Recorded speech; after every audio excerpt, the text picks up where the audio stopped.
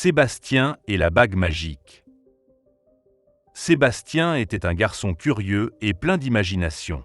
Il adorait explorer les moindres recoins de son village et surtout la forêt qui bordait les collines. Un après-midi, alors qu'il s'aventurait plus loin que d'habitude, il découvrit une vieille cabane abandonnée, cachée sous un épais manteau de lierre. Intrigué, il poussa la porte grinçante et entra. L'intérieur était poussiéreux, rempli de toiles d'araignée et de vieux meubles recouverts de mousse. Sur une petite table bancale, quelque chose brillait faiblement sous la lumière filtrante. C'était une bague dorée, ornée d'une pierre translucide aux reflets changeants. Sans réfléchir, il la glissa à son doigt. Aussitôt, un frisson lui parcourut l'échine et en baissant les yeux, il réalisa avec stupeur que son corps avait disparu. Il était invisible. Tout excité par cette découverte, il s'amusa à faire des cabrioles dans la pièce, ricanant en voyant ses propres empreintes se dessiner sur la poussière du sol sans que son corps ne soit visible. En sortant de la cabane, il comprit le potentiel incroyable de cet anneau. Il pouvait aller où il voulait, faire ce qu'il voulait sans que personne ne le voie. Au début, il utilisait son pouvoir pour s'amuser.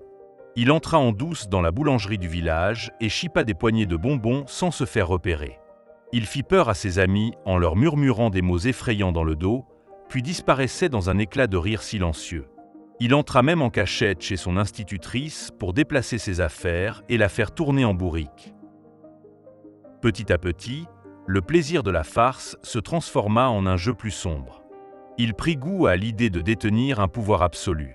Il se mit à dérober de l'argent dans les poches des passants, à briser des objets sans qu'on sache qui en était responsable. Il aimait voir les adultes se répandre en accusations, cherchant un coupable inexistant.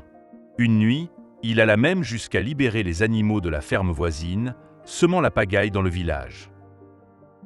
Mais peu à peu, quelque chose changea en lui. Chaque fois qu'il enfilait la bague, il ressentait une étrange sensation de froid glacial, comme si une ombre s'installait dans son cœur. Il n'éprouvait plus autant de plaisir à ses actions. Il dormait mal, réveillé par des cauchemars où des yeux invisibles l'observaient dans le noir. Il commençait à entendre une petite voix dans sa tête, une voix sinistre qui chuchotait « Tu m'appartiens maintenant ».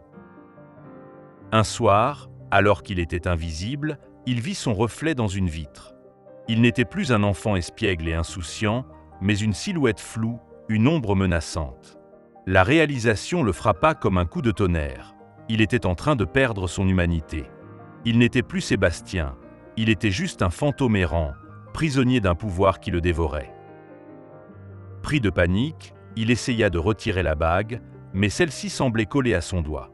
Il se sentit pris au piège. Avait-il fait un pacte avec une force obscure ?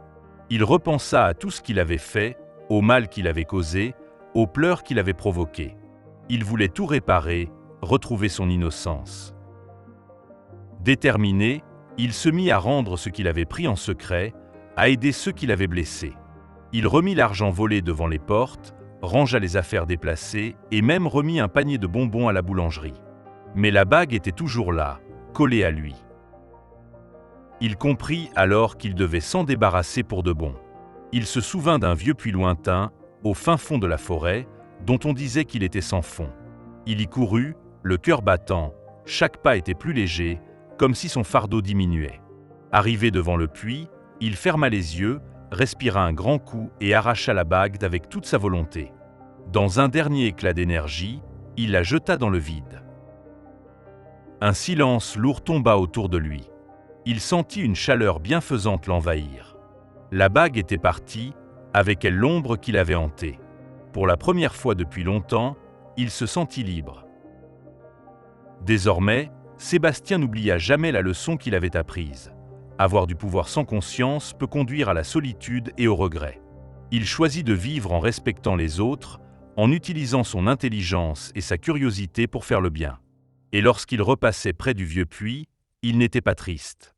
Il savait que la vraie magie, c'était celle du cœur, celle qui apporte la joie et non l'ombre. Ainsi, il grandit heureux, entouré de ses amis, et ne chercha plus jamais à devenir invisible. Coucou les enfants, je m'appelle Héloïse. Bienvenue sur Histoire pour enfants, l'endroit où chaque histoire devient une aventure magique.